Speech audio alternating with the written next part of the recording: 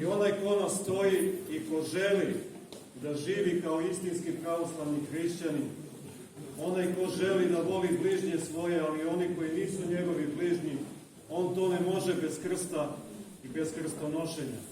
Često čujemo i kažemo među nama, on nosi svoj krst. I zaista, svako onaj ko ima muku, ko strada, ko ima neku nevolju, to je njegov krst i krstonošenje. I onaj ko voli, a nije voljen, i on nosi krst.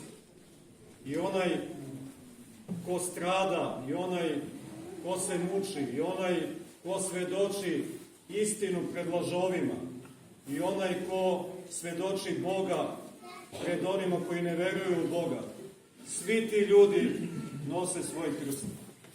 I čuli smo u današnjem evanđelju, onaj ko hoće, kaže Hristos, da ide za mnom, neka se odrekne sebe, neka uzme krst svoj i neka krene za mnom.